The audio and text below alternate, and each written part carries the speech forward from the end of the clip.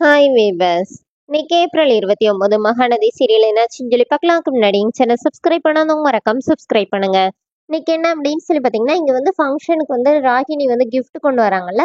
அப்போ அவங்க சித்தி எல்லாரும் என்ன சொல்றாங்கன்னா, இந்த மாதிரி அவக்கு வாங்கிட்டு வந்துட்டால, உனக்கு வாங்கிக்கோ, சபையில வச்சு தரும்போது வாங்கிக்கோ, அப்புறம் நீ போட்டுக்கோ இல்லை என்னமோ பண்ணு அப்படின்னு.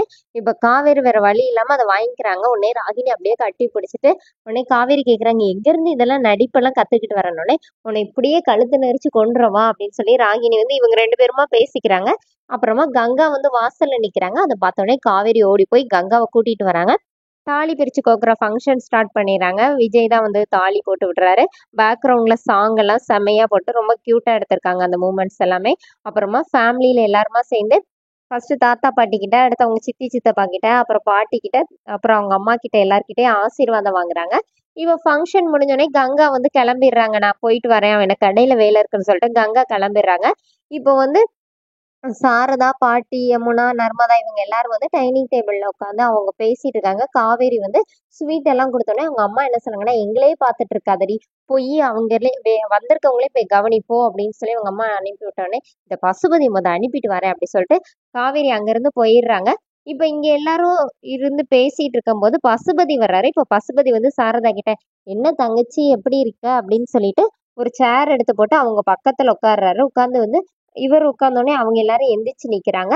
அப்ப கரெக்டா விஜய் அங்க வர்றாரு. அப்ப பசுபதி பேசுறது எல்லாத்தையும் விஜய் கேக்குறாரு. பசுபதி என்ன சொல்றாருன்னா, என் பொண்ணை கல்யாண மண்டபத்துல வச்சு கல்யாணத்தை நிப்பாட்டிட்டு வந்தீங்கல்ல, அப்ப அவ எவ்வளவு அழுதுருப்பா, அதே மாதிரி 100 மடங்கு உங்க காவேரியை வந்து நான் அழ வைப்பேன் அப்படிங்கிற மாதிரி அவர் சொல்லிட்டு இருக்கிறாரு.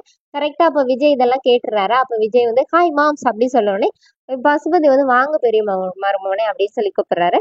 இப்போ விஜய் வந்து டைனிங் டேபிள் மேல ஏறி உட்காந்து பசுபதி கிட்ட தள்ளி வந்து உட்காந்துட்டு, இங்க பாரு, நீ யாருன்னு எனக்கு தெரியும், நானே நேர்ல பார்த்திருக்கேன், நிறைய நேரம் காவேரியும் சொல்லியிருக்கிறா, நான் இருக்கிற வரைக்கும் காவேரிக்கு உன்னால எதுவும் செய்ய முடியாது, நீ இப்ப சொன்னல அதெல்லாம் அப்படி லைட்டா என் காதுல விழுந்துருச்சு, நான் எல்லாத்தையுமே கேட்டுட்டேன், நீ இருக்கிற வரைக்கும் காவேரிக்கோ அவங்க குடும்பத்துக்கோ உன்னால எதுவும் செய்ய முடியாது, உனக்கு எதனாச்சும் டீல் பேசணும்னா எங்க சித்தப்பாவோட நிப்பாட்டிக்கோ, இங்க எல்லாம் வரக்கூடாது அப்படிங்கிற மாதிரி சொல்லிட்டு, அப்புறமா இவங்கெல்லாம் இருக்கிறனால நான் இப்ப மரியாதையா பேசிட்டு இருக்கேன், அப்புறமா நான் என்ன செய்யணும் உனக்கே தெரியும்ல, நான் ரொம்ப லோக்கல்னு உனக்கு தெரியும்ல, ஒழுங்கா போயிரு அப்படின்னு.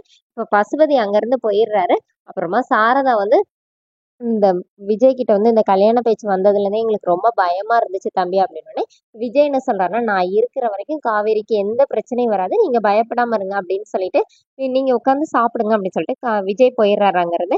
இப்ப யமுனா வந்து, எப்படி பாத்தியமா ஹீரோ மாதிரி இந்த மாதிரி மாமா என்ட்ரி கொடுத்து பட்டாசு மாதிரி படபட படபடன்னு பேசினாரு, பசுபதியே பயந்து போயிட்டான்ல அப்படின்னு சொல்லி இவங்க எல்லாம் இங்க ஜாலியா பேசிட்டு இருக்காங்க. இங்க என்ன ஆகுதுன்னா, நிவின் வந்து குமரனுக்காக வெயிட் பண்ணிட்டு இருக்கும்போது யமுனாவோட ஸ்டேட்டஸை பாக்குறாரு. இது என்ன ஃபங்க்ஷன் அப்படின்னு சொல்லி குமரன் கிட்ட கேட்கும்போது, குமரன் வந்து கங்கா ஃபங்க்ஷன் போக வேண்டாம்னு சொன்னாடா, அப்புறமா போலான்னு சொன்னா நாங்களும் போயிட்டு வந்தோம், அந்த வீட்டுல காவேரி எப்படி தாங்குறாங்க தெரியுமா, அவளை விஜய் அப்படி பாத்துக்கிறாரு அப்படின்னு.